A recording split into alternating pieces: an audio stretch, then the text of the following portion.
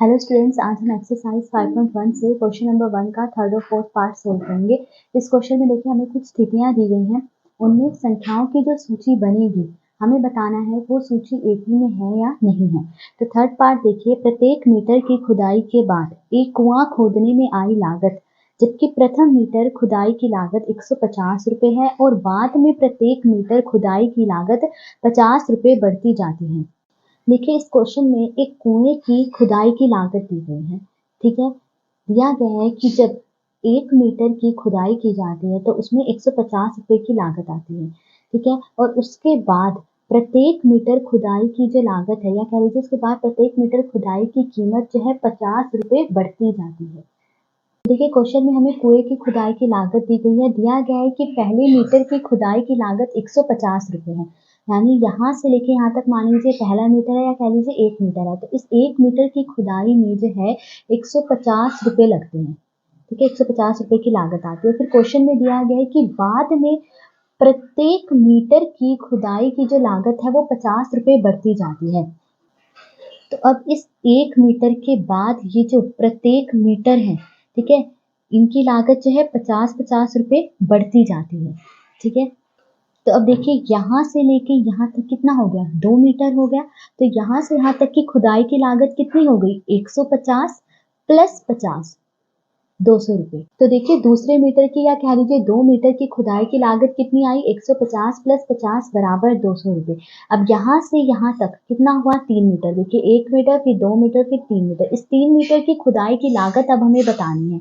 ठीक है, तो देखिए क्वेश्चन में दिया गया है कि 1 मीटर के बाद ये जो प्रत्येक मीटर है इसकी खुदाई की लागत जो है वो 50-50 रुपये बढ़ती जाती है, यानी यहाँ से यहाँ तक 50 रुपये, फिर यहाँ से यहाँ तक भी 50 रुपये। ठीक है, तो अब यहाँ से यहाँ तक की खुदाई की लागत कितनी हो गई, देखिए यहाँ से यहाँ तक की इस 2 मीटर की खुदाई की लागत कितनी आई, 200 रुपये। फिर 200 प्लस 50 कितना हो गया, 250 रुपये।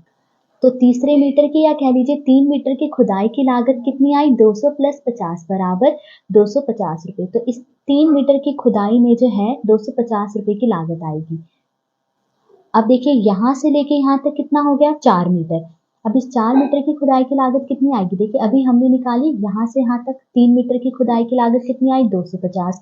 तो 250 फिर प्लस 50 कितना हो गया, 300 रुपये। तो चौथे मीटर की खुदाई की लागत 250 प्लस 50 बराबर 300 रुपये। तो इस 4 मीटर की खुदाई में जो है कितनी लागत लगेगी, 300 रुपये। अब देखिए कुएं की खुदाई की लागत की सूची। पहले मीटर की खुदाई की लागत कितनी आई, 150 रुपये, तो मैं यहाँ 150 लिख लूंगी।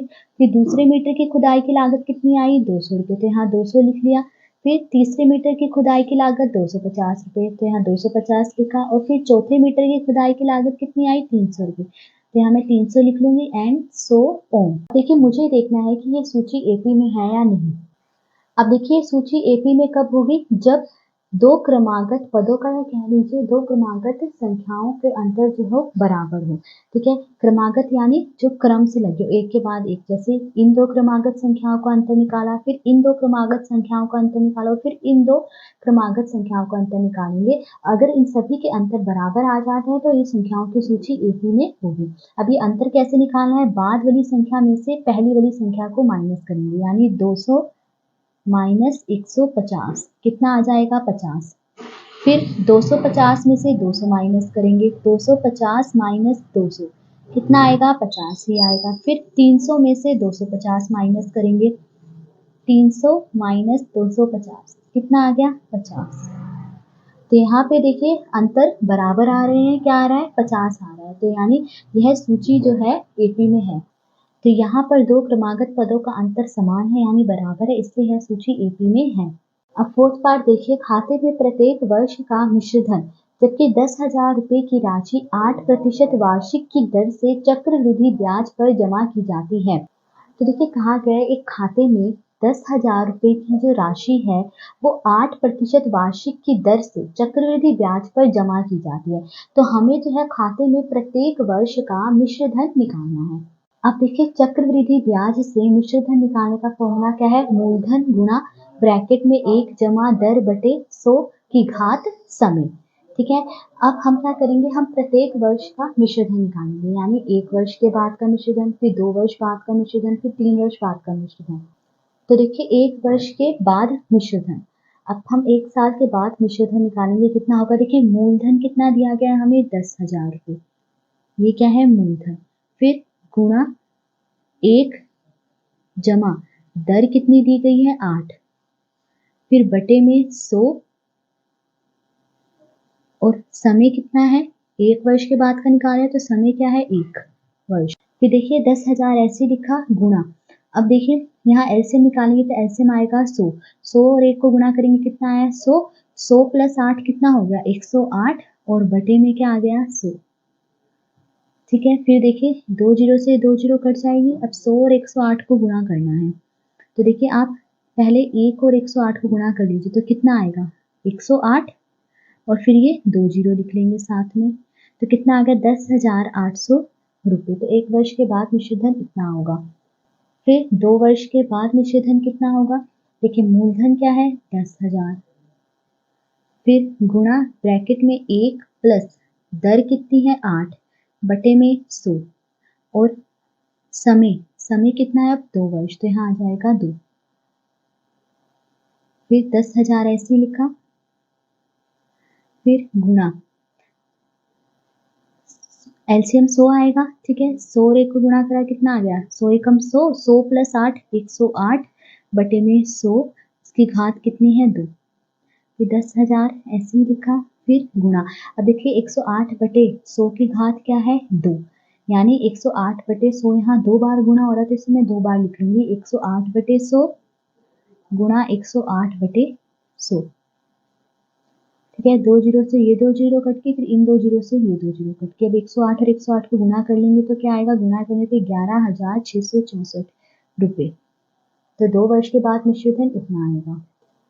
अब 3 वर्ष के बाद मिश्र धन निकालना है, ठीक है, तो फॉर्मूला क्या है, पहले मूलधन, मूलधन कितना है 10,000, फिर गुणा 1 प्लस दर बटे 100 है, दर कितनी है 8 बटे में 100 और समय है यहाँ पे कितना 3 वर्ष, तो यहाँ मैं लिख लूंगी 3, फिर 10,000 ऐसे ही लिखा, गुणा 100 एकम 100, 100 प्लस 8 कितना आ गया 108 और बटे में 100 एलसीएम आया है और इसकी घात कितनी है 3, फिर 10,000 ऐसे ही लिखा, गुणा 108 बटे 100 की घात क्या है 3, यानी 108 बटे 100 यहाँ 3 बार गुणा हो रहा है तो मैं इसे 3 बार लिख लूंगी, 108 बटे 100 गुणा 108 बटे 100 गुणा 108 बटे 100।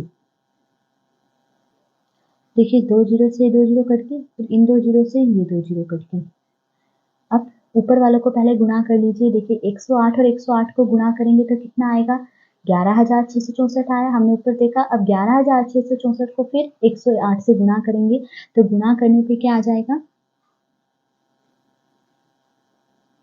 गुणा करने पे ये आएगा, ठीक है, और बटे में क्या है 100, ठीक है, देखिए यहाँ नीचे जो है बटे में 2 जीरो है तो मैं पीछे की तरफ से 2 अंकों के बाद दशमलव लगा लूंगी, तो देखिए पहले मैंने ऐसे ही लिखा,